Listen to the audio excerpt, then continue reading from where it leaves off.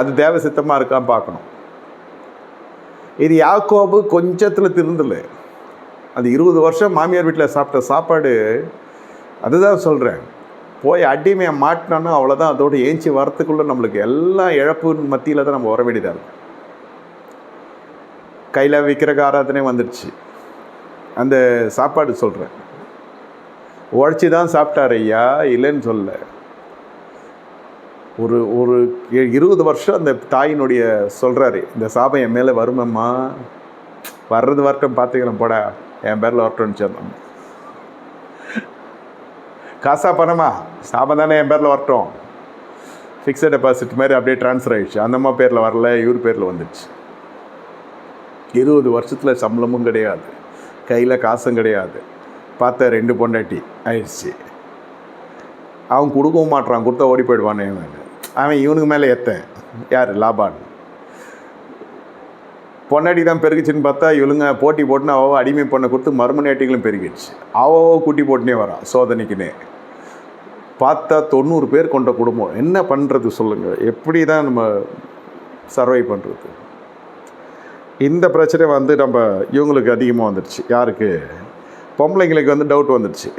யாக்கோபு மேலே நம்பிக்கை போயிடுச்சு.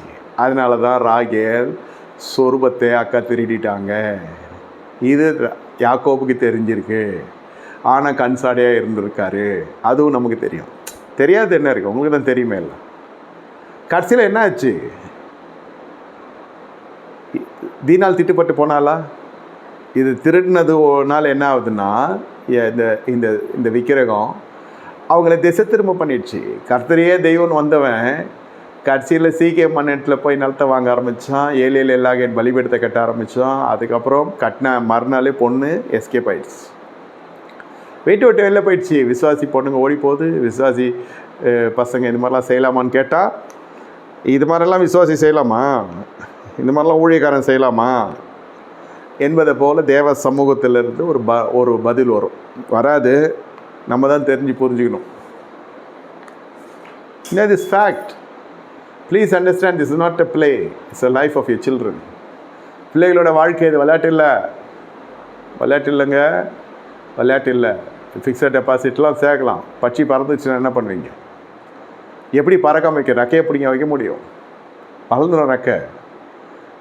பிடிக்க வேண்டிய இடத்துல ஒரே கீழ்ப்படிதல். மனைவியும் அடங்கியிருப்பா, பிள்ளைகளும் அடங்கியிருப்பாங்க. அது கர்த்தர் எங்கே சொல்கிறாங்க வாசம் பண்ணணும்.